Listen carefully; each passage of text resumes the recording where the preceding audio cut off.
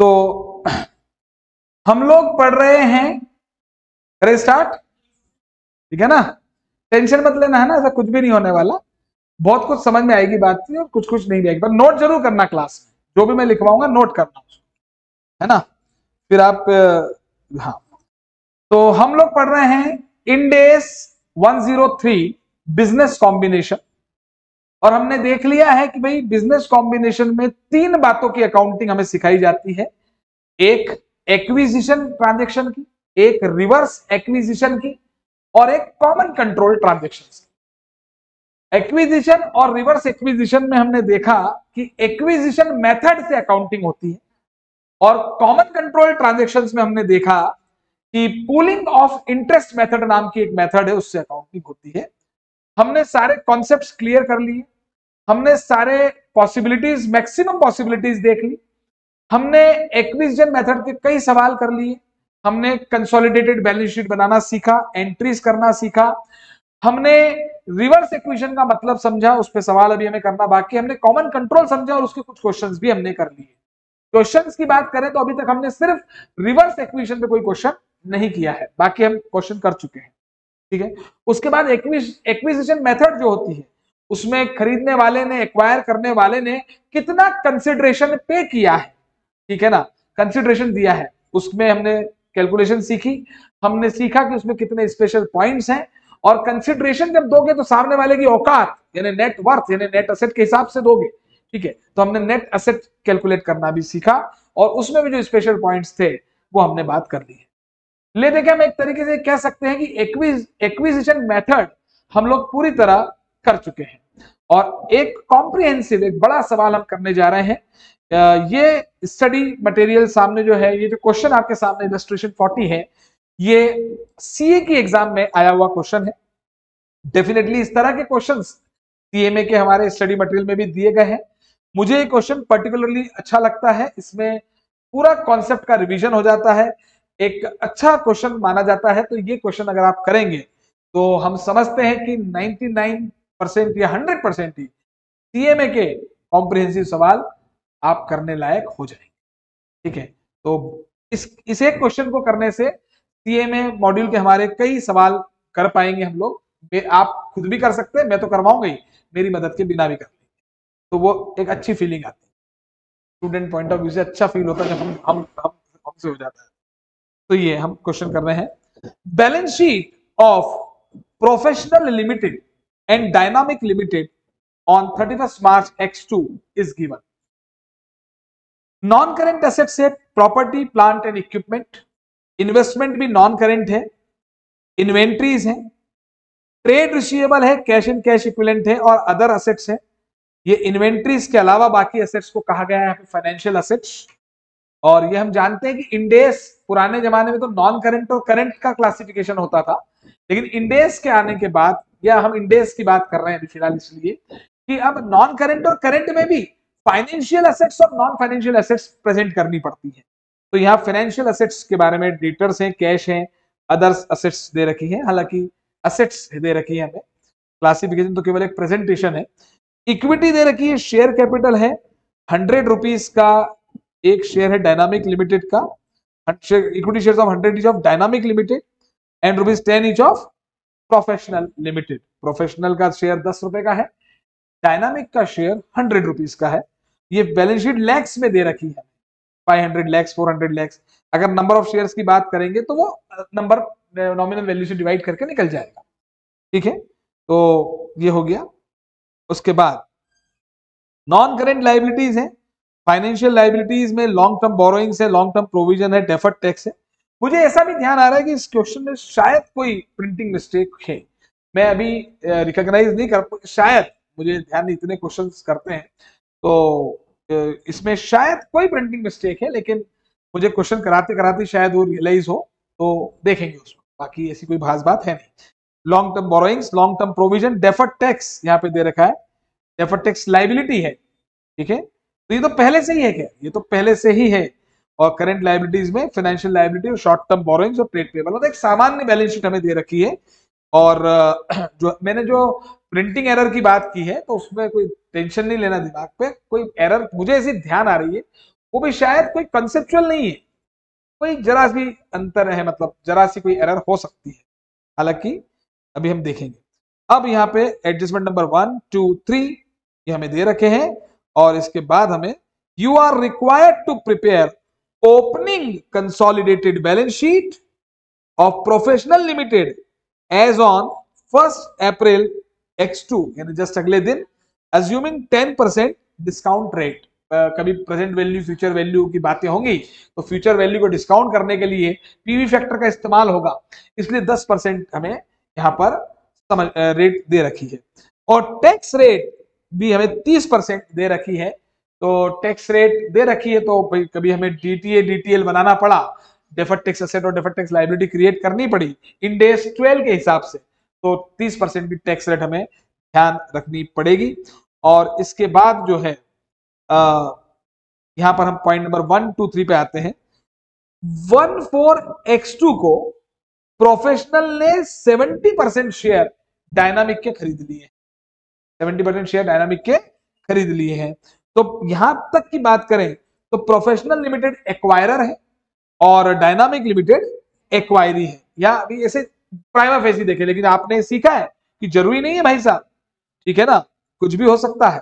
तो professional limited ने 70% share खरीदे bye issuing its own share in the ratio of 1 share of professional limited for every 2 shares of dynamic. Dynamic के 2 के बदले में ये अपने 1 शेयर को दे देगी। और प्रोफेशनल लिमिटेड के शेयर की जो फेयर वैल्यू है प्रोफेशनल लिमिटेड के, वो 40 रुपए पर शेयर यहां पे वैल्यू दे रखी है, ठीक है, ठीक है, ये हमें फेयर वैल्यू दे रखी है। अभी कोई कैलकुलेशन नहीं करना, एकदम से क्वेश्चन पढ़ते पढ़ते जोश आता है तो हम कैलकुलेटर उठा लेते हैं, लेकिन अभी आराम से पहले क्वेश्चन पढ़ने पर ध्यान दें, वो कैलकुलेशन तो हो ही जाएगी, है ना। फिर आगे बढ़ते हैं। अब यहाँ पे फेयर वैल्यू के बारे में कुछ हमें और आगे इंफॉर्मेशन दे रखी है। All figures and numbers are in lakhs, ठीक है। पीपी की जो फेयर वैल्यू है, बैलेंस शीट में जो अमाउंट है वो कैरिंग अमाउंट है, लेकिन यहां पर जो फेयर वैल्यू है वो 350 लाख की दे रखी है। और इसके बाद अब कंसिडरेशन की बात आ रही है, तो प्रोफेशनल लिमिटेड एग्री हुए हैं कि भैया हम एडिशनल पेमेंट करेंगे, शेयर तो देंगे ही देंगे, कैश देना होता कैश भी दे देते, हमने बात पढ़ी कि कैश और शेयर्स तो हमेशा ही कंसिडरेशन है, लेकिन इन्होंने कहा हम और देंगे, दिल मांगे मोर, ठीक है। तो यहां पर एडिशनल पेमेंट है as consideration that is higher of 35 lakhs and 25% of any excess profit in first year after acquisition over its profit in the preceding 12 month made by Dynamic Limited। तो यहां पर लिखा है कि प्रोफेशनल लिमिटेड ने कहा कि भाई 35 लाख रुपए या कोई 25% किसी एक्सेस प्रॉफिट का विच एवर इज हायर हम देंगे, ठीक है। अच्छा, ऐसा लिखा होता कि हम देंगे, भविष्य में देंगे, दे भी सकते हैं और नहीं भी दे सकते हैं, तो ये होता है कॉन्टिंजेंट कंसिडरेशन। क्या होता है? और अगर ये लिखा होता है नहीं हम देंगे ही देंगे, देंगे ही देंगे, भविष्य में देंगे, आज नहीं देंगे भविष्य में देंगे पर कंफर्म देंगे, तो वो होता है डेफर्ड कंसिडरेशन। क्या होता है? Deferred consideration. और यहां पर इन्होंने एक तरीके से हमें जचाने की कोशिश की है कि ये कंटिंजेंट कंसिडरेशन है, पर मुझे ऐसा लगता है कि ये डेफर्ड कंसिडरेशन है, क्योंकि whichever is higher, whichever is, तो अगर मान लो ये 25% अमाउंट जो है मान लो 30 लाख ही आता है तो 35 तो देने ही है, ये क्लियर हो जाता है, तो ये कंफर्म है कि 35 तो देने ही पड़ेंगे, हायर है तो फिर ये डेफर्ड कंसिडरेशन है। 35 तो देने ही है ना, अब उसके ऊपर कुछ देना पड़े वो कंटिंजेंट में आएगा। तो यहां पे हमको कॉम्बो बना के दे दिया, this additional amount will be due after 2 years, 2 साल बाद देना है। और डायनामिक लिमिटेड ने 10 लाख का प्रॉफिट अर्न किया है in the preceding year and expects to earn another 20 lakh profit, ऐसा क्वेश्चन में मेंशन है, ठीक है। इन एडिशन टू अबव, इसके अलावा professional limited also agreed to pay one of the founder shareholders a payment of 20 lakh provided he stays with the company for 2 years of acquisition. भाई साहब, ये तो क्या हो रहा है कि डायनामिक लिमिटेड का कोई एम्प्लॉय होगा, वो शेयर होल्डर भी होगा, तो एम्प्लॉय शेयर होल्डर को ही तो कंटिंजेंट कंसिडरेशन दिया जाता है, हमने बात की थी। कि हम उसको कहते हैं कि भाई एम्प्लॉय भी हो शेयर होल्डर भी हो, और भविष्य में तुम हमारे साथ अगर 2 साल काम करोगे तो हम तुम्हें 20 लाख रुपए और देंगे। तो मुद्दा ये था कि ये कंसिडरेशन का हिस्सा है या नहीं है। तो भैया ये तो एम्प्लॉय की कैपेसिटी में दिया जा रहा है। भाई अगर ऐसा दिया होता कि हम 20 लाख रुपए देंगे अगर कंपनी का प्रॉफिट बढ़ जाए, कोई और कंडीशन होती जो फ्यूचर सर्विस से संबंधित ना होती। अगर आप कोई फ्यूचर सर्विस से संबंधित पेमेंट्स कर रहे हैं तो वो तो एक तरीके से एम्प्लॉय की कैपेसिटी में दे रहे हैं। तो इंड AS 103 बहुत क्लियर कहता है कि भविष्य में कोई कंसिडरेशन आप देने की बात कर रहे हैं, ठीक है, और वो किसी कंडीशन पर है तो वो फिर कंटिंजेंट कंसिडरेशन है। और वो कंटिंजेंट कंसिडरेशन, कंटिंजेंट मतलब दे भी सकते हैं और नहीं भी दे सकते हैं, वो शर्त पूरी होगी तो देंगे। डेफर्ड कंटिंजेंट में क्या समानता थी कि दोनों ही देना फ्यूचर में है। अरे आज दे रहे कैश, आज दे रहे शेयर्स, वो तो आज का कंसिडरेशन है, लेकिन जो फ्यूचर में दे रहे हैं आप देख सकते हैं कि हमने जो रिवीजन किया है उस रिवीजन से आपको कितना बेनिफिट हो रहा है, तभी तो आप ये आज इतना दिमाग में फिट करके बैठे हुए हैं। तो यहां पर फ्यूचर में देंगे समानता है ना, लेकिन फ्यूचर में कंफर्म देंगे तो डेफर्ड कंसिडरेशन है, और दे भी सकते हैं और नहीं भी दे सकते हैं, तो वो कंटिंजेंट कंसिडरेशन है।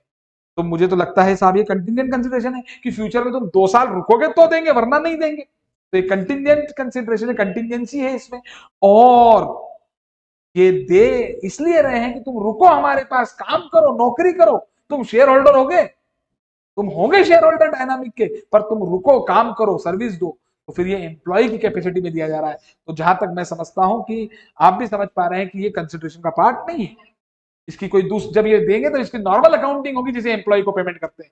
आज ये बिजनेस कॉम्बिनेशन का पार्ट नहीं है। बिजनेस कॉम्बिनेशन में तो एक्वायरी को जो कंसिडरेशन देगा वो एक्वायरी के शेयर होल्डर्स के लिए देगा। सारी बातें क्लियर।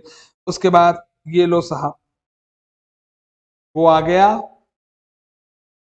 ना, वो आ गया कि नहीं, आ गया भाई। डायनामिक लिमिटेड के equity settled share based payment award थे।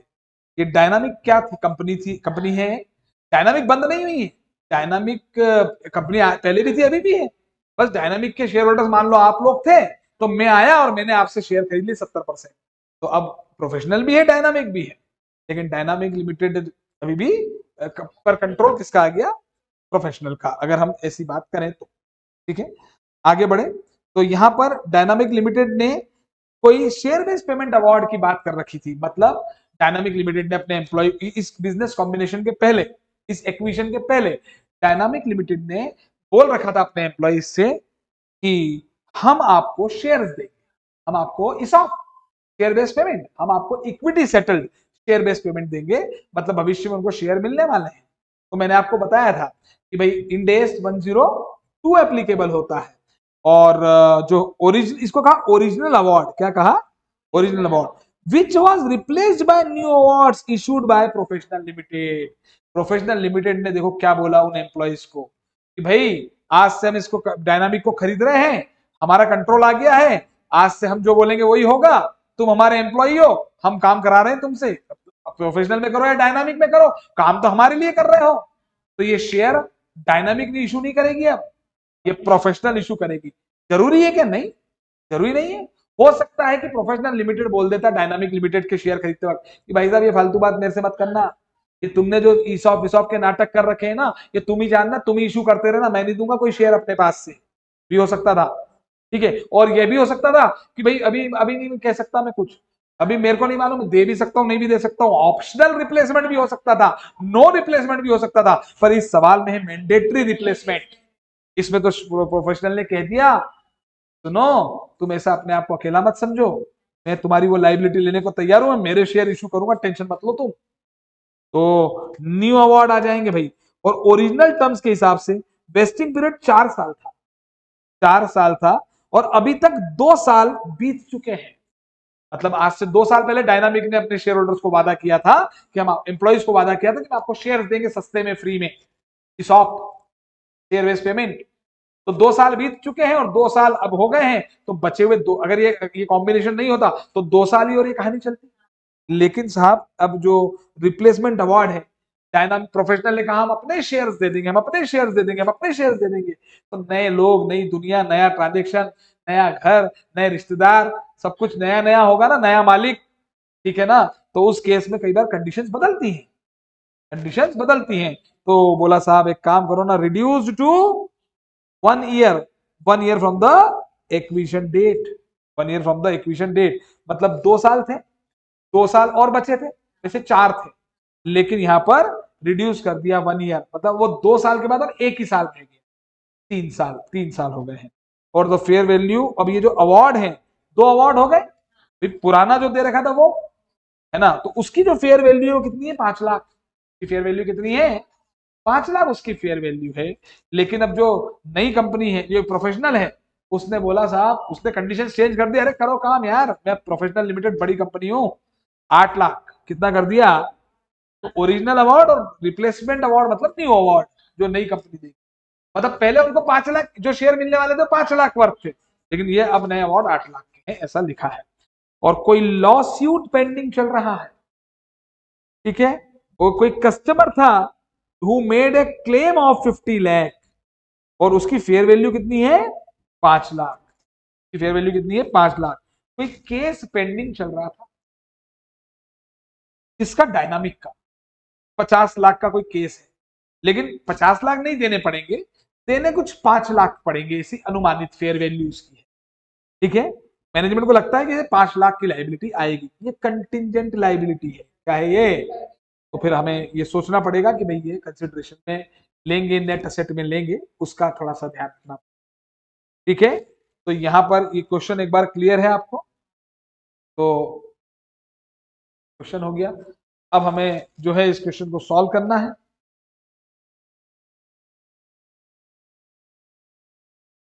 ठीक है, लिखें आप लोग, नंबरिंग डाल लें, इलस्ट्रेशन, ये इस क्वेश्चन का प्रिंट आउट मैं आपको दिलवा, ठीक है ना।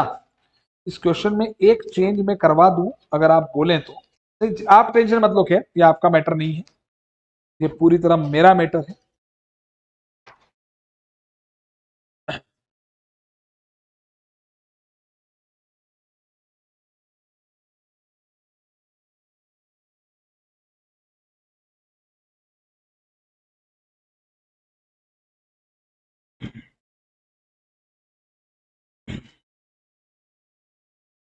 हाँ जी,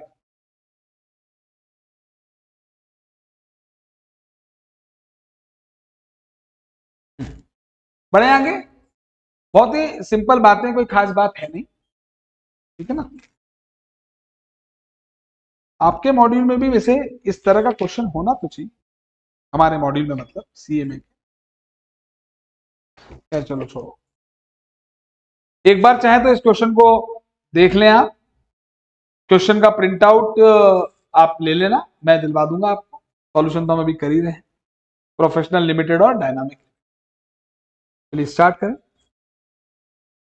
अभी एक्विजिशन है कि रिवर्स एक्विजिशन ये क्लियर नहीं है वैसे, लेकिन हालांकि क्वेश्चन में ये क्लैरिटी आ गई है कि भाई हमें जो है प्रोफेशनल लिमिटेड की कंसोलिडेशन करनी है। भाई कंसोलिडेशन करता कौन है, जैसे होल्डिंग कंपनी और सब्सिडरी कंपनी है, तो सब्सिडरी को मिलाने का काम होल्डिंग करेगी, तो एक्वायरर वही है, तो यहाँ प्रोफेशनल लिमिटेड की बैलेंस शीट बनानी है, तो हमें मोटा मोटा क्लियर हो जाता है कि एक्वायरर वही है। ये मैं आपसे नहीं कर रहा हूँ बात, इनसे कर रहा हूँ, क्योंकि यहाँ पर कुछ आप नहीं जानते लेकिन बाकी सारे स्टूडेंट जानते हैं, रिवर्स एक्विजिशन एक उल्टा मामला हो जाता है। खैर ये हो गया क्लियर, स्टार्ट करें हम। तो इलस्ट्रेशन 40 ICAI स्टडी मटेरियल, ये प्रीवियस अलग अलग एग्जाम्स में भी अलग अलग जगह पूछा गया क्वेश्चन है, और नंबरिंग कई बार चेंज हो जाती है भाई, पुराना मॉड्यूल में हो सकता है 39 हो, अब लेटेस्ट मॉड्यूल में 40 इलस्ट्रेशन है, और हम यहां पर एक्विजिशन की अकाउंटिंग कर रहे हैं, एक्विजिशन अकाउंटिंग कर रहे हैं और एक्विजिशन की मेथड।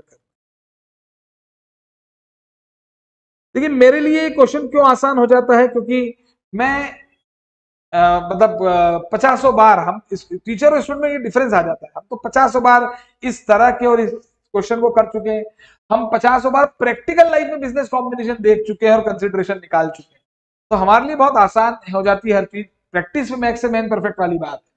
तो आपको, आपके लिए भी पहला कॉम्प्रिहेंसिव क्वेश्चन है, तो आपको थोड़ा सा सतर्क रहना चाहिए, ठीक है। एक्विजिशन अकाउंटिंग, एक्विजिशन मेथड, ठीक है, मैंने आपको बताया कि भाई एक्विजिशन मेथड में 7 स्टेप्स की हम बात करते हैं, 7 स्टेप हमने बना रखी है। हालांकि किन्हीं 2 स्टेप्स को मर्ज कर देंगे तो वो 6 हो जाएंगे, उसमें क्या फर्क पड़ता है, नंबरिंग से कोई फर्क नहीं पड़ता। तो स्टार्ट करेंगे लिखना। Step 1, identify acquirer.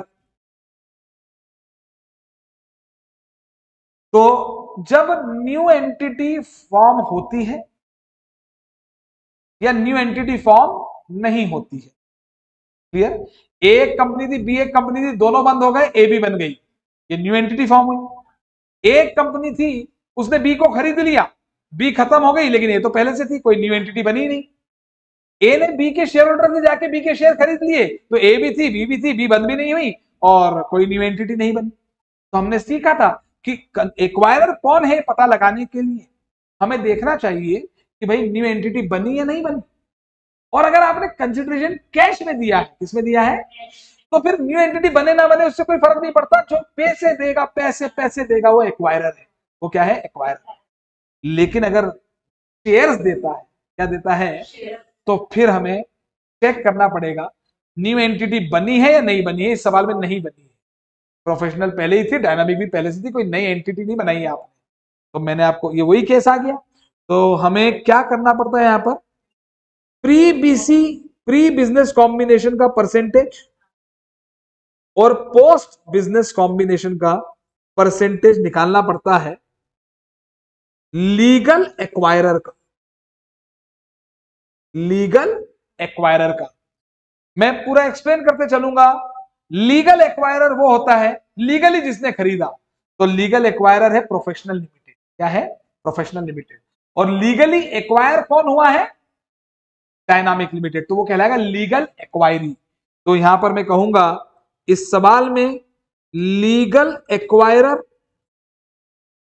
Professional limited है, ठीक है, और लीगल एक्वायरी डायनामिक लिमिटेड है। लीगल एक्वायरर प्रोफेशनल लिमिटेड है और लीगल एक्वायरी डायनामिक लिमिटेड है, ठीक। प्रोफेशनल लिमिटेड के, प्रोफेशनल लिमिटेड के प्री बीसी बिजनेस कॉम्बिनेशन के पहले जो नंबर ऑफ शेयर्स थे वो 5 लाख थे। मैंने शेयर वैल्यू से डिवाइड कर दिया है, 5 लाख थे। बैलेंस शीट में आप देखेंगे तो वैल्यू शेयर कैपिटल दे रखी थी, नंबर ऑफ शेयर से डिवाइड करके, तो वो 5 लाख थे और पूरे 100% इसके पास ही थे। प्री बीसी 5 लाख, ठीक है। प्रोफेशनल लिमिटेड के जो थे कितने शेयर थे, 5 लाख, 100% हो गया। अब इसने 70% शेयर एक्वायर किए और एक के बदले में 2 शेयर इशू किए।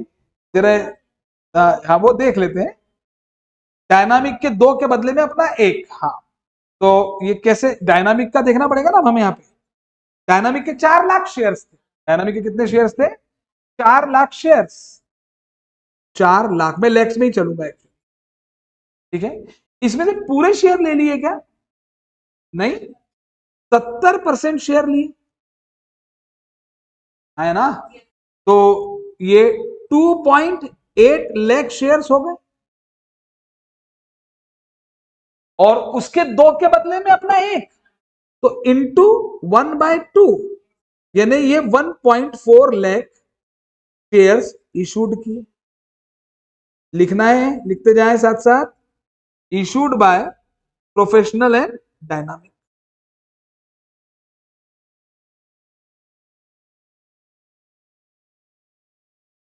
Share holders of dynamic.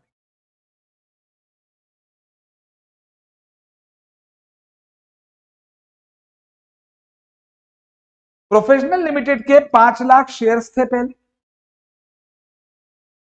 उसने 4 लाख शेयर्स थे डायनामिक के। डायनामिक के 4 लाख शेयर्स पूरे नहीं खरीदे, उसने 70% ही तो खरीदे हैं, तो 70% शेयर्स खरीदे 2.8 लाख शेयर्स, और उसके 2 के बदले में अपना 1 शेयर इशू कर दिया, तो ये 1.4 लाख शेयर हो गए। तो बताइए post BC total share professional limited के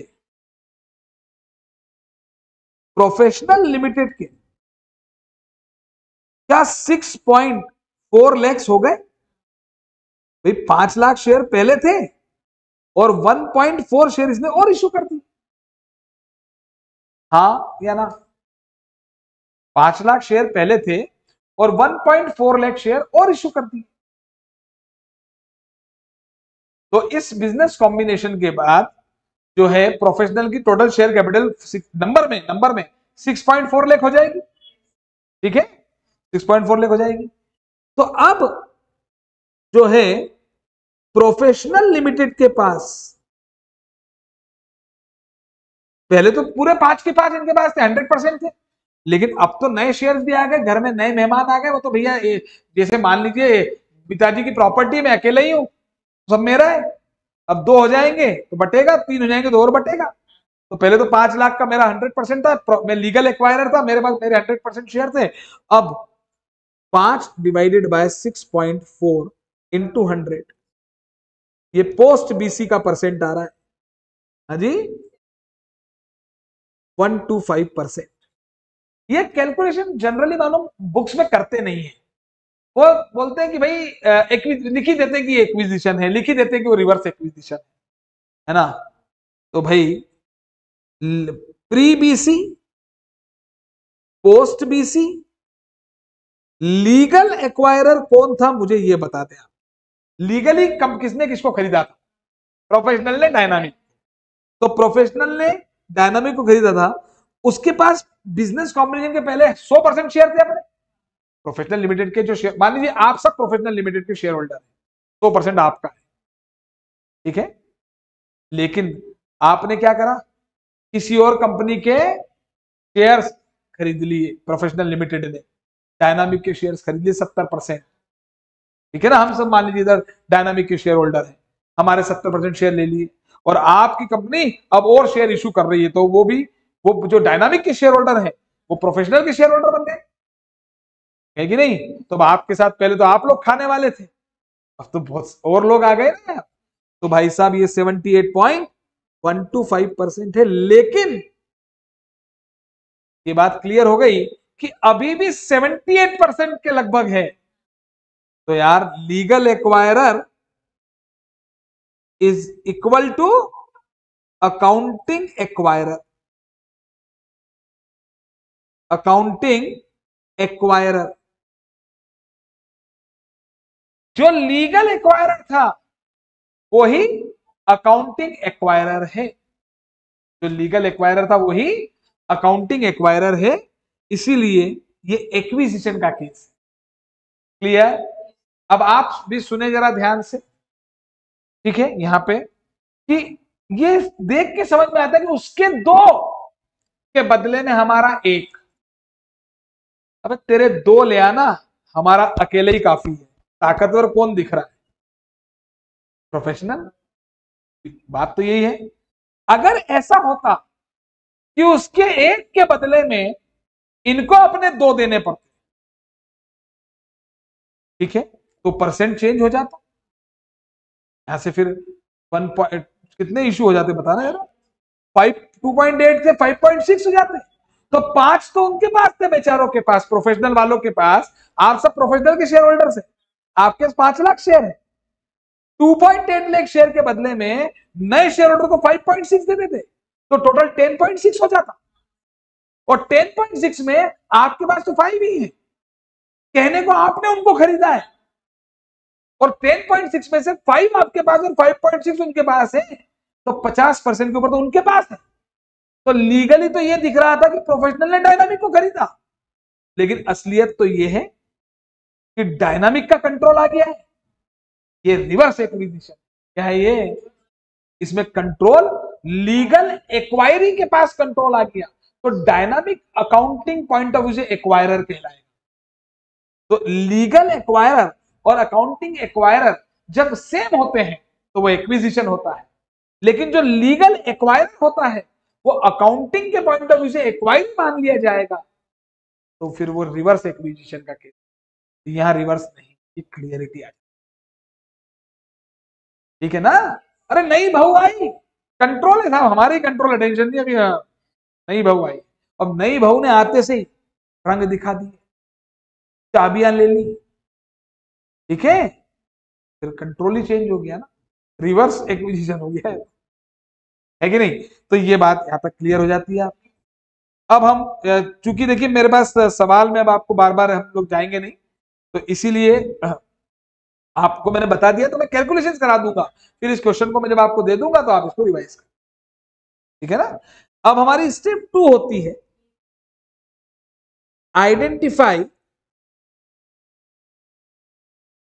डेट ऑफ एक्विजिशन, या इसको हम एक और नाम देते हैं जो कि एक्विजिशन डेट।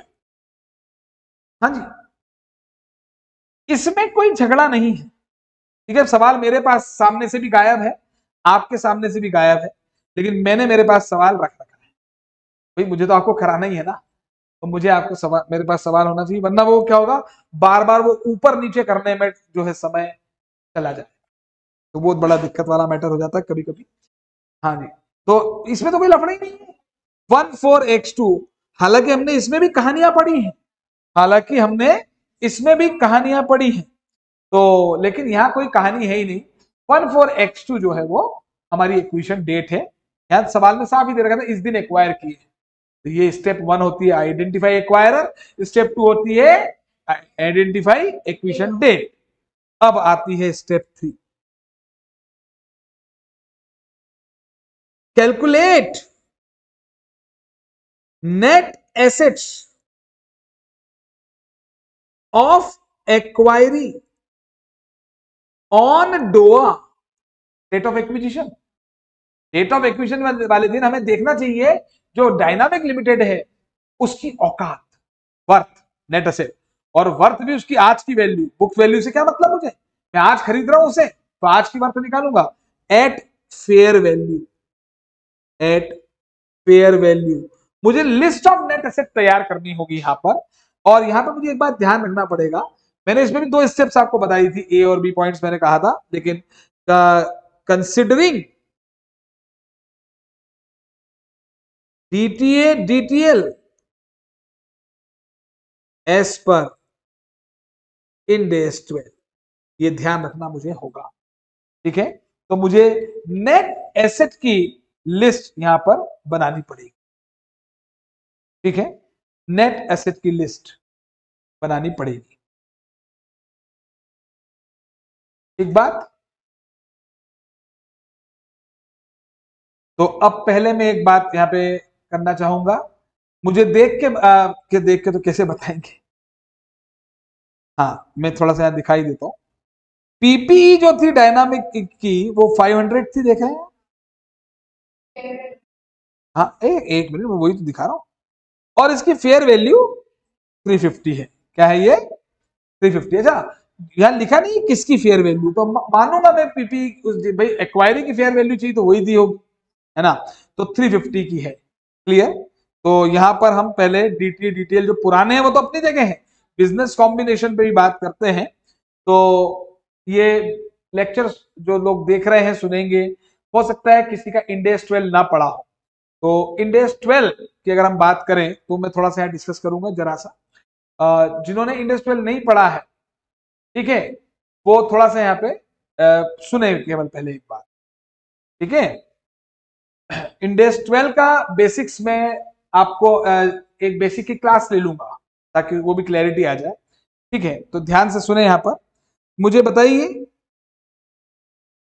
जब हम ये पीपी लेंगे तो कौन सी वैल्यू पे लेंगे, फेयर वैल्यू पे, तो ये फेयर वैल्यू ही हमारा क्या हो जाएगा, कैरिंग अमाउंट, क्या हो जाएगा भाई, हम एक डायनामिक लिमिटेड की जब असेट को डेबिट करेंगे अपनी बुक्स में, कंसोलिडेट करना है ना, तो असेट को लेकर आएंगे, तो इंडेस 10 कहता है फेयर वैल्यू पे लाओ, तो फेयर वैल्यू पे लाएंगे, तो ये तो हो गया कैरिंग अमाउंट।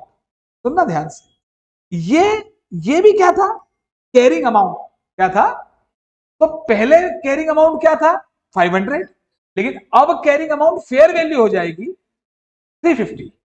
ये बात क्लियर हुई? ये थोड़ा सा ही, अगर इंडेस 12 की जानकारी नहीं है तो थोड़ा सा कंफ्यूजन है, ठीक है ना? कंफ्यूजन इसलिए क्योंकि हम नॉलेज नहीं है, अदरवाइज कोई ऐसी खास बात उसमें नहीं है। बट डेफिनेटली इंडेस 12 का भी एक लेक्चर, इवन एक लेक्चर को इसी के बाद वाला लेक्चर हम इंडेस 12 के रिवीजन के साथ कर लेंगे ताकि हमको ये क्लैरिटी आ जाए, है ना? कोई बात नहीं है उसमें। तो यहां पर जो है कैरिंग अमाउंट पहले 500 था, अब 350 है। अब इंडेस 12 ये कहता है, ध्यान से मेरी बात सुनना, इंडेस 12 लिखते भी जाएंगे, ये कहता है if carrying amount of asset, if carrying amount of asset, ठीक है, is greater than tax base of asset,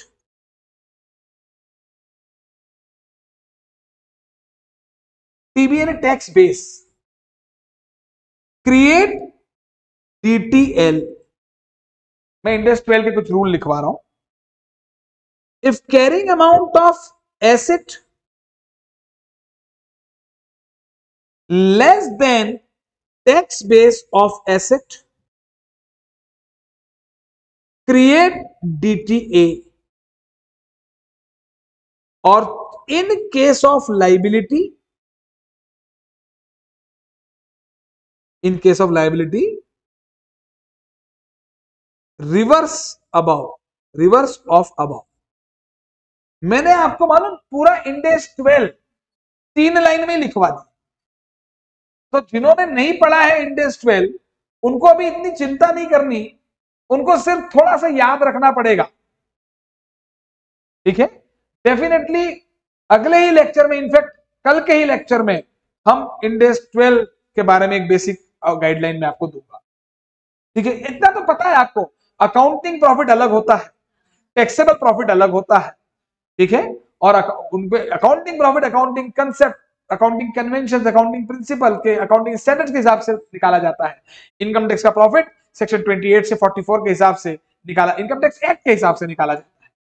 तो उन दोनों में अंतर है, और उन दोनों में अंतर की वजह से ही भाई, अंतर का भी लॉजिक, एक जनरल लॉजिक समझा देता हूं। चलो भाई, इनकम टैक्स वाले बोल रहे हैं 1 लाख दो, हमारे हिसाब से 1,20 आ रहा है, तो हम बोलेंगे 20 देना बाकी है। हम तो हमारे हिसाब से सोचेंगे ना, तो 20 देना बाकी है तो लाइबिलिटी है, तो deferred tax liability. Income tax वाले कह रहे हैं 1 लाख दो, और हमारे हिसाब से 80,000 ही आ रहा है, पर वो तो जो मांगेंगे वही देना पड़ेंगे, तो वो प्रीपेड है तो वो असेट है। जैसे सैलरी में होता है, आउटस्टैंडिंग सैलरी लाइबिलिटी होती है, प्रीपेड सैलरी एसेट होती है, वैसे ही अगर टैक्स देना बाकी है तो लाइबिलिटी है, और हमने पहले से दे दिया है, कोई आगे सेट ऑफ करना है तो एसेट है। तो वो डीटीए डिटेल डराने के नाम है, इसकी खास बात है नहीं। तो इंडेस ये कहता है कि भैया हमें असेट का और लाइबिलिटी का कैरिंग अमाउंट और टैक्स बेस देखना है, और उनमें डिफरेंस आता है तो डीटीएल डीटीए क्रिएट होता है।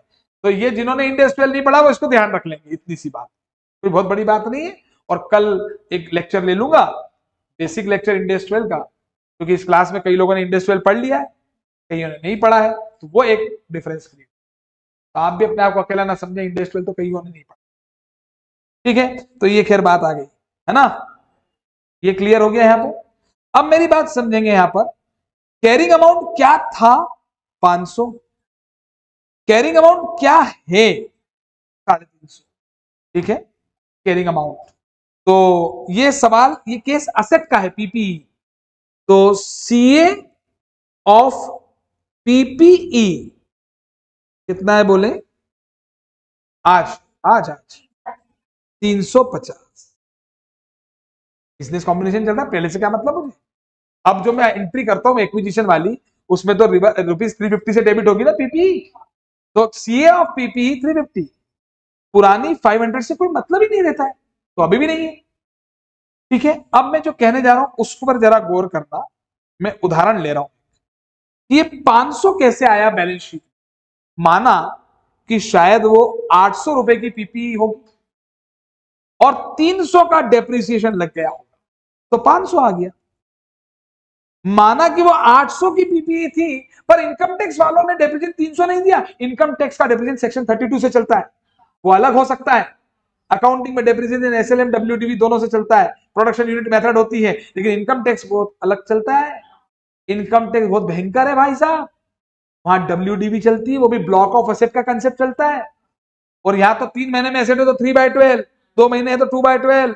वहां नाटक नहीं है, 6 महीने का कॉन्सेप्ट है। इनकम टैक्स का उसूल बिल्कुल सीधा साधा, डेप्रिसिएशन या तो पूरा या आधा। अरे हाँ है ना, वहां ऐसे थोड़ी 3/12, वहां तो 180 दिन का देखते हैं, या तो पूरा पड़ा होगा ना।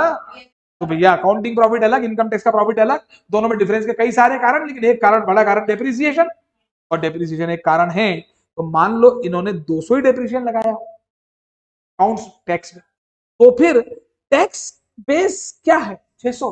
टैक्स बेस होता है इनकम टैक्स के हिसाब से कैरिंग अमाउंट। टैक्स बेस क्या होता है? इनकम टैक्स के हिसाब से कैरिंग अमाउंट। तो भाई साहब ये तो 600 है ना।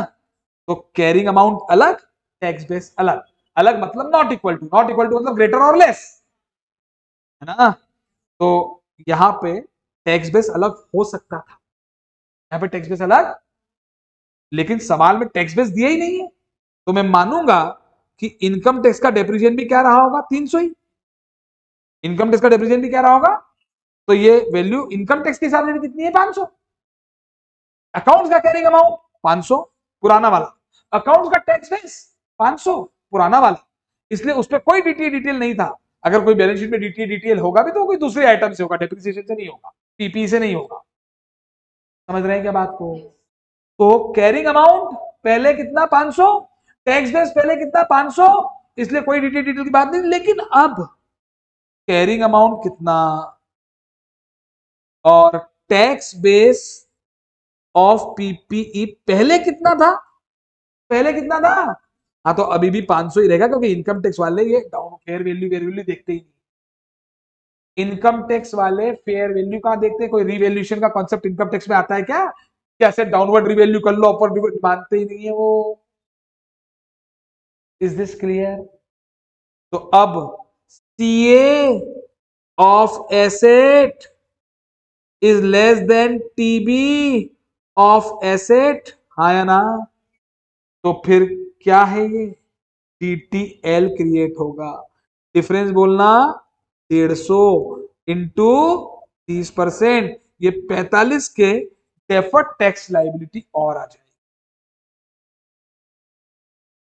थोड़ा सा समझाने की कोशिश, ठीक है। इंडेस 12 को लेकर एक रिविजनरी लेक्चर बोल लें या कॉन्सेप्ट लेक्चर बोल लें, हम अगली ही क्लास में करवा देंगे। बहुत अच्छे से मैं उसको रिवाइज करा दूंगा, एक बेसिक अंडरस्टैंडिंग दे दूंगा। तो सर हाँ ये बात तो, ये ऊपर फॉर्मूला लिखवा दिया मैंने, आप जिन्होंने इंडेस 12 पढ़ा है वो समझ गए कि ये तो हो गया ये हो गया।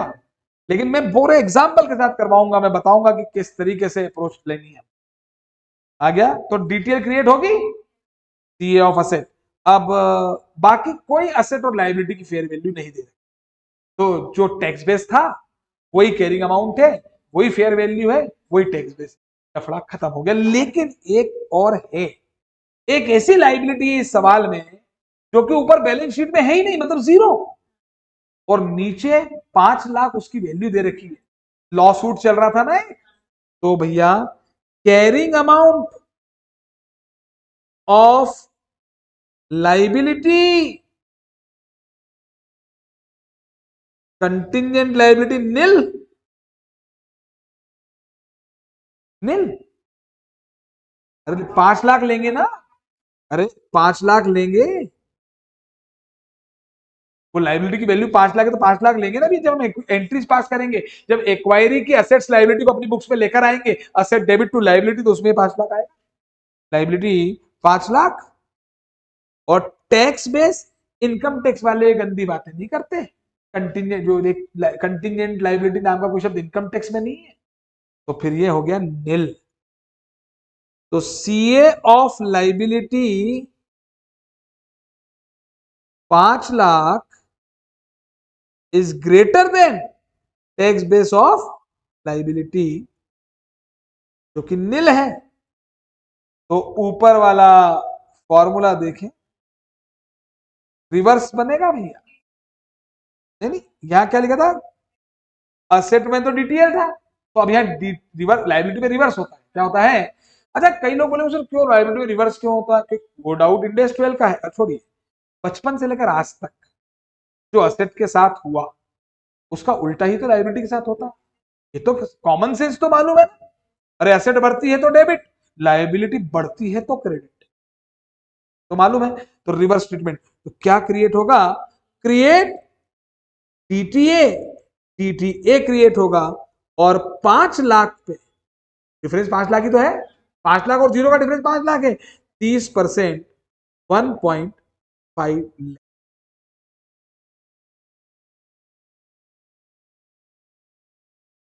ठीक है, तो इस सवाल में तो दोनों में ही क्या क्रिएट हुआ। हाँ, तो वही तो हम आपसे बोलना चाह रहे हैं। अब आप चेक करें ऊपर फॉर्मूला,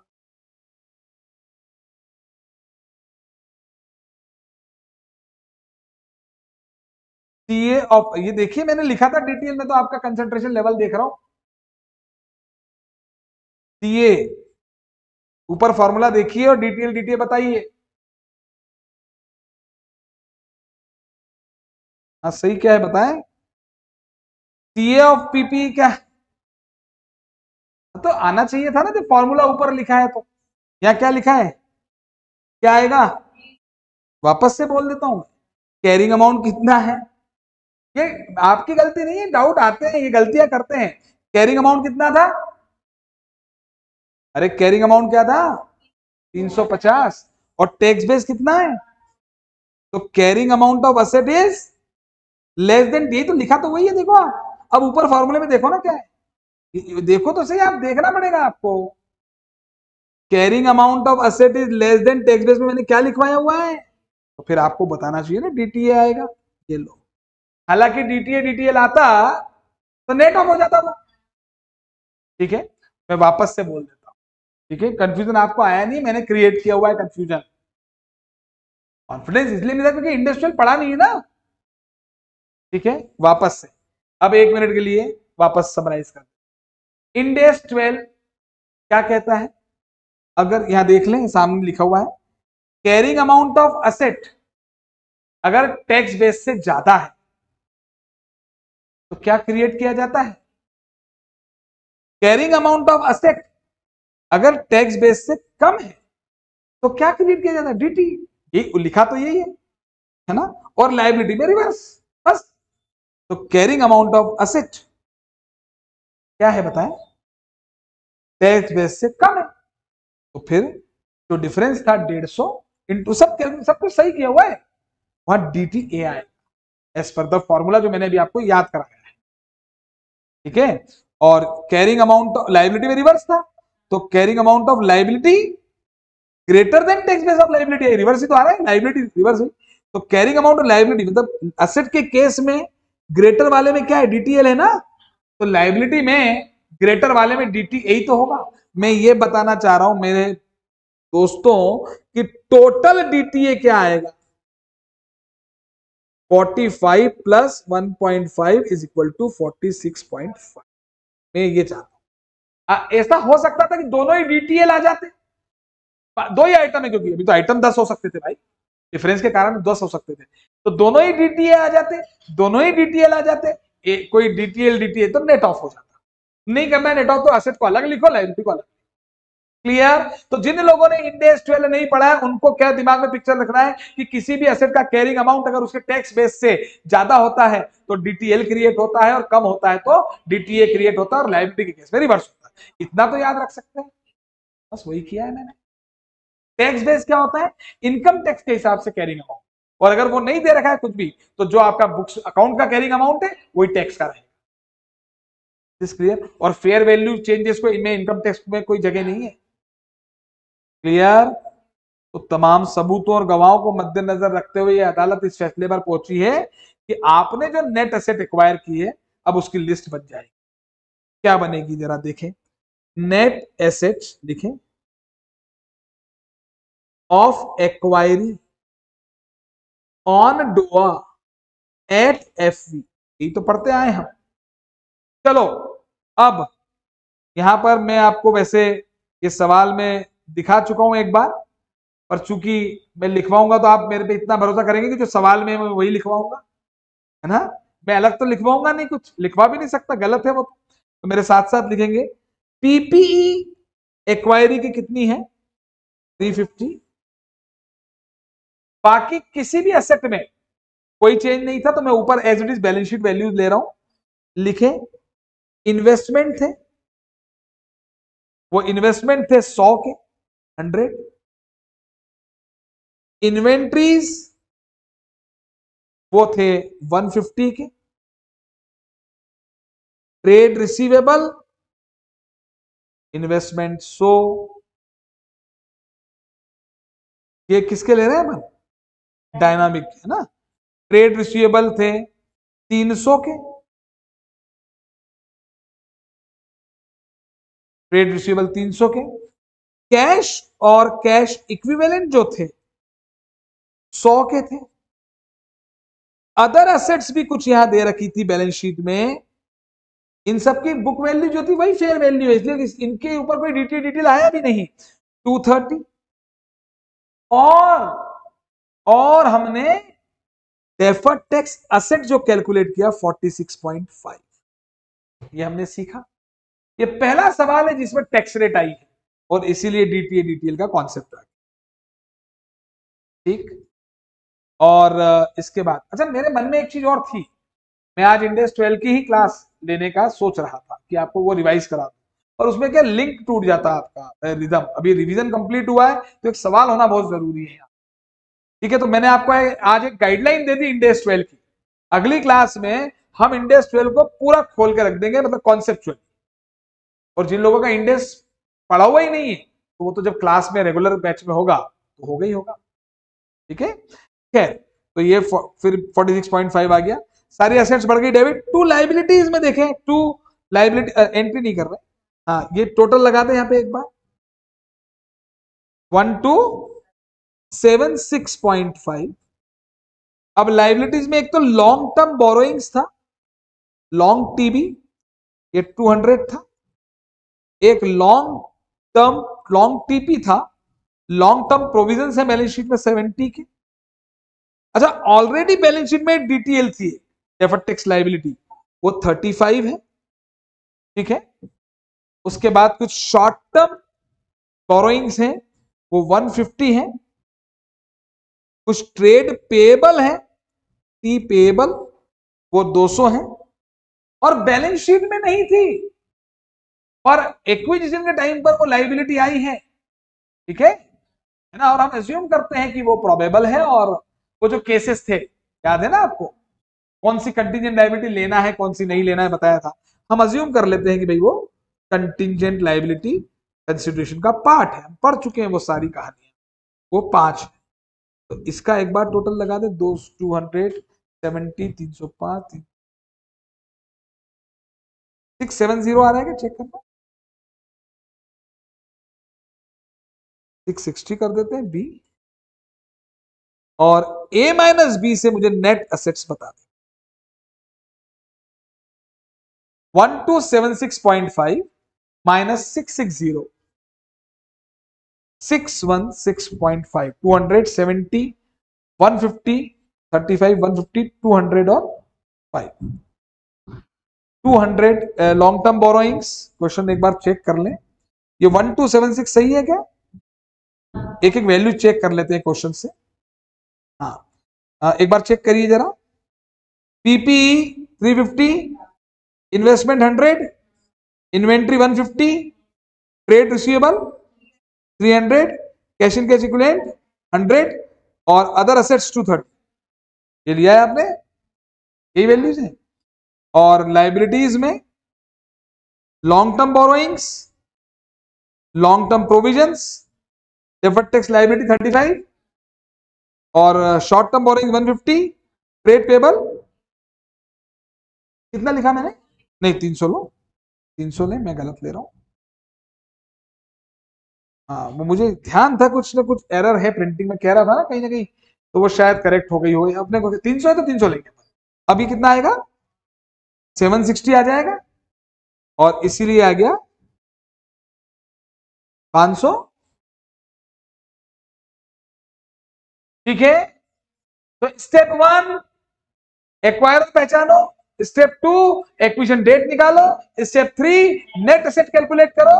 उसमें बस ये इंड AS 12 का तड़का लगाना था। उसके लिए मैंने आपको 3 लाइन का एक नोट दे दिया जिससे कहानी क्लियर हो एटलीस्ट। अब स्टेप 4 पे आते हैं, बोले क्या थी स्टेप 4 इज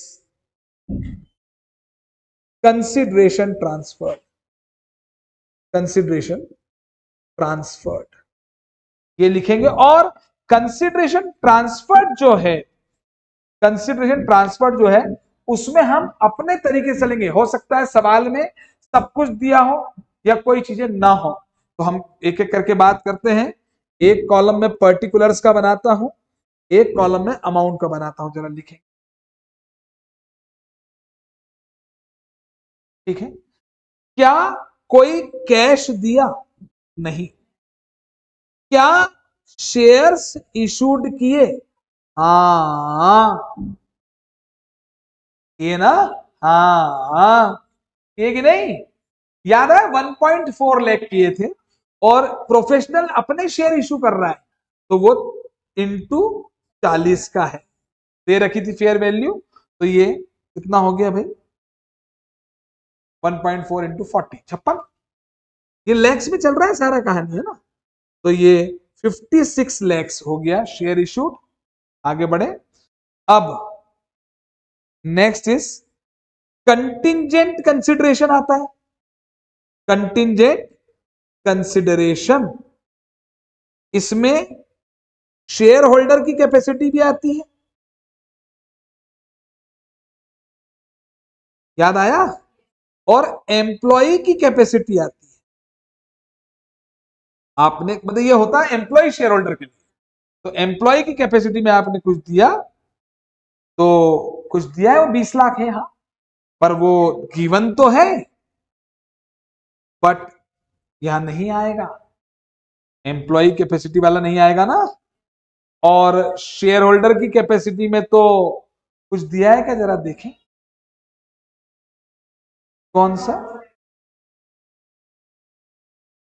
नहीं है ना, देखो कंटिजेंट है कुछ ना कुछ। देखिए 28% ऑफ द एक्सेस, 28% है ना भाई। 35 के ऊपर, 35 तो देना ही देना है, वो तो डिफर्ड हो गया। लेकिन 35 के ऊपर अगर कुछ बनेगा तो वो तो प्रॉफिट एक्सेस होंगे तो बनेगा ना। तो गिवन है भाई साहब, लेकिन उसकी फेयर वैल्यू कहां दे रखी? मुझे फेयर वैल्यू पे लेना पड़ेगा ना, कहां दे रखी? तो कंटिजेंट कंसिडरेशन के बारे में वो लिखा है ऊपर, मैंने कहा था वो DCCC मिलाकर दे रखे।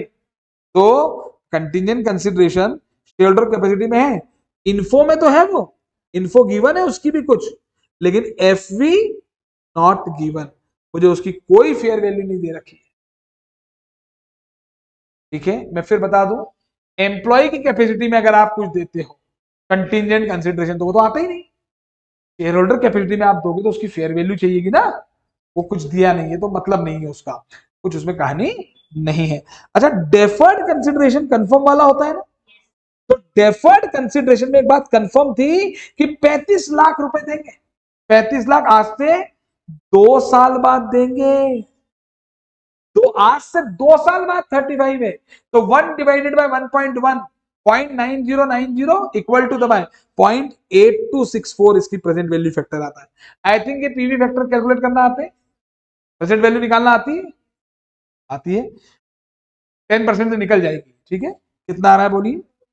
ये आएगा लगभग 28 पॉइंट, कैलकुलेट करो कि कर रहे हैं, 28.9394 जो भी आ जाए, अप्रॉक्स ले लिया, कोई फर्क नहीं पड़ रहा उससे। यह हो गया 28.93 हमने ले लिया। क्या कोई प्रीवियसली हेल्ड इन्वेस्टमेंट है? क्या ये सवाल स्टेप एक्विजिशन का है क्या, कि पहले 30% शेयर लिए, फिर जाके 40 लिए, फिर मिला के 70 हुआ? ऐसा तो नहीं है ना। ऐसे केसेस भी हमने पढ़े हैं क्लास में, टेंशन नहीं लेने का। तो ये है ही नहीं, ये तो मैं जबरदस्ती लिखवा रहा हूं, वरना आपको तो जो दिया है वही लिखना है, ठीक है। और इसके बाद यहां पर जो है, क्या कोई पर्स है? Purse, pre existing relationship settlement, भाई पहले से इनके बीच में कोई संबंध था, उसके पैसे वैसे दिए क्या? नहीं दिए। क्या कोई ARC, एक्विजिशन रिलेटेड कॉस्ट है क्या? नहीं है, ठीक है। ये मैं केवल इसलिए लिखवा रहा हूं कि आपका एक रिवीजन फिर से हो जाए, कि हमारा कॉन्सेप्ट बिल्कुल क्लियर है, हमें इस अप्रोच से चलना है। जो मैंने स्टेप्स बताई, तो इसमें क्या शेयर बेस्ड पेमेंट है? शेयर बेस्ड पेमेंट है। और मैंडेटरी रिप्लेसमेंट है क्या? हाँ सर, मैंडेटरी रिप्लेसमेंट है सर, मैंडेटरी रिप्लेसमेंट है। तो सर अब मैंडेटरी रिप्लेसमेंट में क्या करते हैं, मैं आपको याद दिला देता हूं। पुरानी कंपनी ने कहा था एम्प्लॉइज को हम तुम्हें 5 लाख देंगे, याद आया? उसमें से 2 साल बीत चुके हैं, नहीं 4 लू कि 3 लू, विच वन इज ग्रेटर? तो 4 साल पीरियड था। तो भाई 4 साल एम्प्लॉय सर्विस करते तो उनको 5 लाख का शेयर बेस्ड पेमेंट मिलता। लेकिन 2 साल बीत चुके हैं और अब 2 साल प्रोफेशनल ने उन्हें उस कंपनी के शेयर एक्वायर कर ली। तो प्रोफेशनल ये कह रहा है कि भाई मैं तुम्हारे शेयर होल्डर को शेयर दूंगा। तो प्रोफेशनल 5 लाख के शेयर देगा आगे 2 साल बाद, 1 साल बाद, जो भी नया पीरियड है ना। लेकिन यार जो पिछले 2 साल बीते हैं उसमें सर्विसेज तो उन्होंने डायनामिक को दी है, तो चला काम कोई तुम्हारा करे, वो पैसे मैं भरूं, तो ये शेयर में इश्यू करूं, मतलब कहीं ना कहीं मैं फेवर कर रहा हूं, और मैं फेवर, प्रोफेशनल फेवर कर रहा है, तो वो कंसिडरेशन है। तो यहाँ पे 2.5 आप ले लेंगे, यहाँ पे आप 2.5 ले लेंगे। Is this clear? थोड़ा थोड़ा आपको तो थोड़ा थोड़ा क्लियर हुआ एक्चुअली, समझो।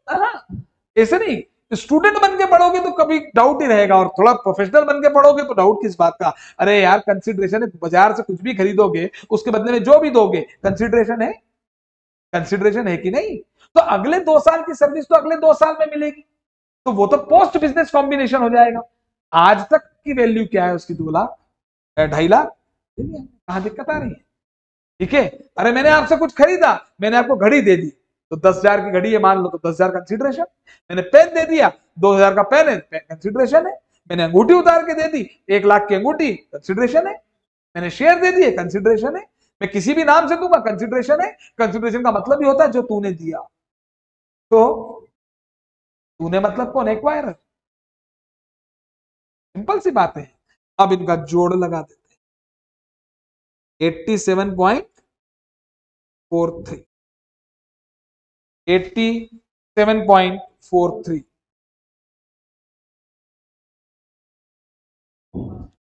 हो गया। अब हमारी स्टेप 5 होती है नॉन कंट्रोलिंग इंटरेस्ट को कैलकुलेट करना, एनसीआई। और एनसीआई हम पसना पे ले लेते हैं। इसकी एक मेथड होती है proportionate share in net asset. एक बात बताइए, एक कंपनी पे हमने 70% एक्वायर किया तो हमारा कंट्रोल है, तो जो 20% शेयर होल्डर है वो नॉन कंट्रोलिंग इंटरेस्ट है, माइनॉरिटी बोलते हैं जिसको, एनसीआई, नॉन कंट्रोलिंग इंटरेस्ट। तो बताइए नेट एसेट कितनी थी? ऊपर निकाल ली, टेंशन नहीं है। 516.5, 516.5 ये नेट एसेट थी, इंटू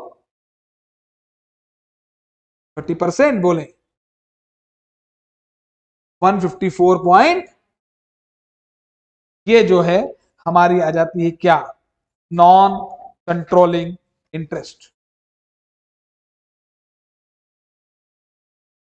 हो गया इतना। और इसके बाद स्टेप 6 में क्या होती है?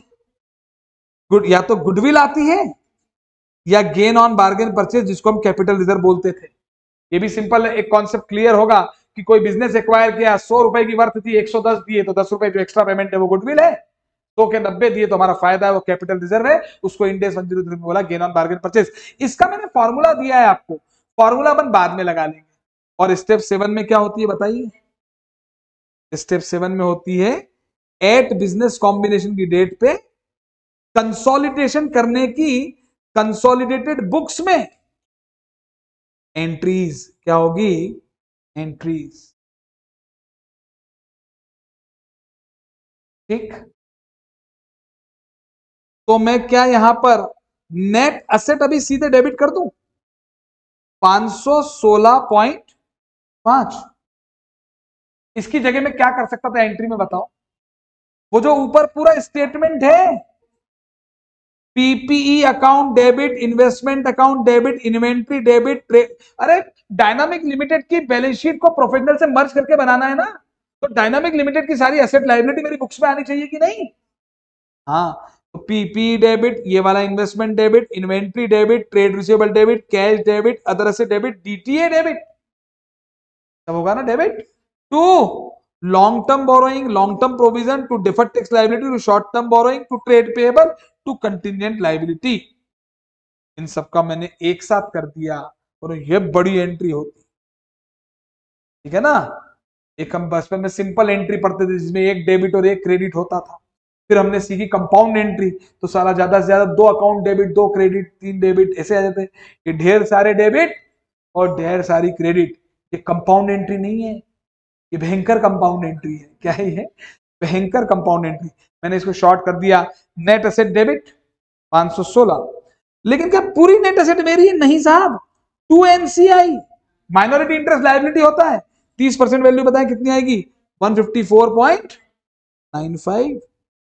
तो ये अब 70% पे आ गया। मैं मतलब हम 70% नहीं दिखाते कंसोलिडेटेड बैलेंस शीट में, हम सब्सिडरी कंपनी है, 70% पे सब्सिडरी है ना, ठीक है।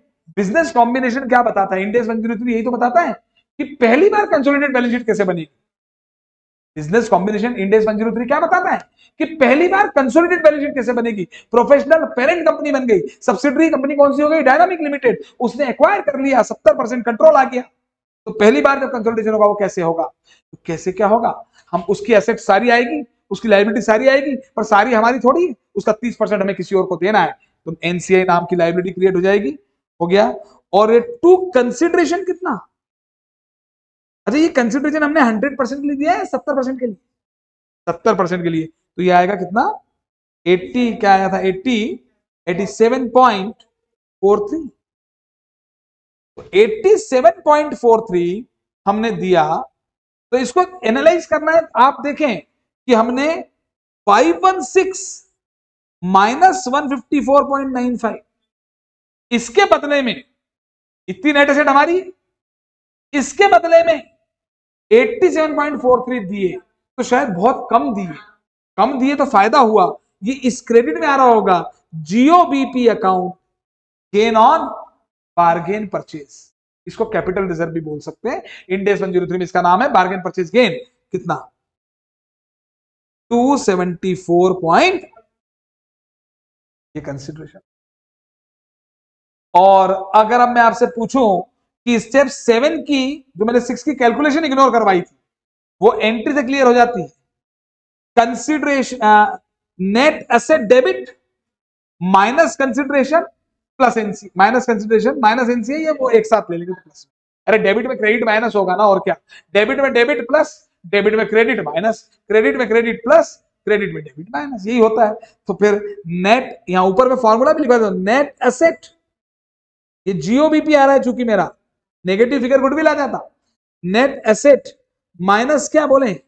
Consideration plus NCI. तो net asset is 516.5 minus consideration बोले 87.43 और एनसीआई बोले, तो फाइनल आंसर 274. ठीक है। इस क्वेश्चन का प्रिंट आउट आपको मिल जाएगा, और मैं चाहूंगा कि कंसोलिडेटेड बैलेंस शीट आप खुद बनाएंगे, और वो कैसे बनाएंगे मैं उस पर चर्चा तो करूंगा 1 मिनट के लिए केवल, ज्यादा तो नहीं, पर 1 मिनट की चर्चा तो हो। हाँ जी। क्या सीबीएस में, क्या सीबीएस में आप भी देखें महारथी, सीबीएस में मतलब प्रोफेशनल प्लस डायनामिक, क्या ये 300 आएगा? हाँ। क्या ये 500 आएगा? नहीं, ये 350 पे आएगा, फेयर वैल्यू पे लिया है ना। ये 400, ये 100 जोड़ के लिखेंगे, 250, 150 ले आए, 450, ये सब आ जाएंगे ऐसी केस। और एक डीटीए भी आएगा, डीटीए डिटेल को नेट ऑफ करके दिखा सकते हैं, ये हो गया। फिर इधर लाइबिलिटी में ये डीटीएल आएगा, हाँ ये लाएगा, दोनों जोड़ के आएंगे। भाई प्रोफेशनल के बैलेंस तो प्रोफेशनल की बुक में, डायनामिक के और आ जाएंगे, है ना। ये एलटीपी आएगा, हाँ। लॉन्ग टर्म बोरोइंग्स आएंगी, हाँ। शॉर्ट टर्म बोरोइंग्स, हाँ। ट्रेड पेबल, हाँ। कोई दिक्कत ही नहीं है, ठीक है। अब ये तो भाई कुछ नहीं है, असेट माइनस लाइबिलिटी आ गई तो नेट एसेट आई गई ना, या equity share capital plus reserve से निकाल लो, एसेट माइनस लाइबिलिटी से निकाल, नेट एसेट आ गई। अब ये 500 आएगा, हाँ। प्लस शेयर इशू किए ना भैया, कितने के शेयर थे कंसिडरेशन में जरा देख के बताओ। 56 लाख रुपए थे ना वो तो, नहीं तो वो 1.4 लाख शेयर कितने थे, 1.4, तो 1.4 इंटू 10, 1.4 इंटू 10, तो वो तो शेयर कैपिटल में आएगा, और 40 रुपए का शेयर था ना, तो 30 रुपए प्रीमियम है, तो 1.4 इंटू 30 वो अदर इक्विटी में जुड़ जाएगा, प्रीमियम का अमाउंट 56 लाख के 2 हिस्से हो जाएंगे, ठीक है। और यहां पे एक और आएगा जीओबीपी अदर इक्विटी में, अरे नया कैपिटल रिजर्व आया है ना, खत्म, और ये पुरानी वाली तो आनी आनी। और एनसीआई लाइबिलिटी साइड में non controlling interest minority interest दिखाती आए। हो गया, ये काम आपको नहीं कर, आप हाँ बाकी सब कंसोलिडेटेड बैलेंस शीट बना सकते हैं, आएगी ना, हमने तो उसको एक्चुअल मान ही लिया ना, वो तो उसके लिए कंटिजेंट थी ना। एक बात समझें, अगर एंट्री में कोई चीज डेबिट क्रेडिट हो गई है तो उसकी पोस्टिंग होगी, पोस्टिंग होगी तो टोटलिंग होगी, टोटलिंग होगी तो बैलेंसिंग होगी, बैलेंसिंग होगी तो ट्रायल बैलेंस में आएगा, ट्रायल बैलेंस में आएगा तो बैलेंस शीट में आएगा ही आएगा। इनकम ट्रायल बैलेंस में आएगा, इनकम एक्सपेंस है तो पीएनएल में आएगा, असेट लायबिलिटी है तो कंटिजेंट लायबिलिटी भी आने वाली है। उसको कंटिजेंट लायबिलिटी बोलने की बजाय हम बोलेंगे लायबिलिटी, अदर लायबिलिटी कंसीडर्ड, ये प्रोविजन है, ठीक है, उसको रिकॉर्ड करेंगे, मतलब अभी कहने का मतलब। तो इसका एक कंसोलिडेटेड बैलेंस शीट का प्रिंट आउट भी मैं आपको दे, इनफैक्ट पूरे इस क्वेश्चन विद आंसर का प्रिंट आउट ले लेंगे आप, मैंने तो करवा ही दिया, आप उसको और ये देखेंगे कि अपना जो अप्रोच है ये तो डायरेक्ट कर देते हैं बुक्स में, ये वो ऐसा वैसा डायरेक्टली कर देते हैं, पर हमारी ये अप्रोच रहेगी तो हमें दिक्कत, इससे क्या होगा कि हमारे दिमाग में क्लियर है कि अभी हम नेट एसेट निकाल रहे हैं तो हम बाकी की बात सोचेंगे, हमें नेट एसेट निकालनी है, ठीक है। तो ये हो गया, तो क्या सीखा, एक्विजिशन मेथड, ठीक है। एक्विजिशन मेथड कब लगती है, जब एक्विजिशन का केस होता है। एक्विजिशन का केस क्या होता है, जो लीगल एक्वायरर है वही अकाउंटिंग पॉइंट ऑफ व्यू से भी एक्वायर है, कंट्रोल भी उसी का ही है, वरना एक्वायरर तो वो होता है जिसका कंट्रोल होता है, तो कई बार रिवर्स एक्विजिशन भी हो जाता है, ठीक है। फिर हमें क्या निकालनी है, डेट ऑफ एक्विजिशन, फिर हमें क्या निकालना है, नेट एसेट, नेट एसेट के बाद डिटेल का ध्यान रखना है, फिर हमें क्या देखना है, कंसिडरेशन, फिर हमें क्या निकालना है, नॉन कंट्रोलिंग इंटरेस्ट की अमाउंट, फिर हमें क्या निकालना है, गुडविल या कैपिटल रिजर्व, और फिर कंसोलिडेशन की एंट्रीज पास करने, बैलेंस शीट बना देनी, बात खत्म, ठीक है। कल की जो क्लास होगी, मतलब मैंने आज आपके जो चेहरे पढ़े, जिन्होंने इंडेक्स 12 पढ़ लिया उनके लिए भी कह रहा हूं, जिन्होंने नहीं पढ़ा, मैं इंडेक्स 12 का बेसिक नॉलेज आपको पूरा दूंगा कंसेप्ट, और मैं बता दूं, मैं शुरू वहां से करता हूं, पाताल लोक से। मैं पहले ये बताऊंगा कि एज 22 के पहले क्या होता था, मैं पाताल धरती शुरू नहीं करूंगा, पाताल यानी एज 22 जब नहीं आया था, एज इंडेक्स नहीं, एज 22 जब नहीं आया था तब क्या होता था, फिर एज 22 आया तो हम धरती पे आए, तो एज 22 में इनकम टैक्स का क्या होता है, और अब इंडेक्स 12 में क्या होगा, आसमान पे पहुंचेंगे, इंडेक्स 12 में क्या होता है, पूरा इनकम टैक्स का ट्रीटमेंट बताऊंगा कल में क्लास, ठीक है। तो कोई दिक्कत नहीं है, बड़ी इंपॉर्टेंट क्लास है कल की भी।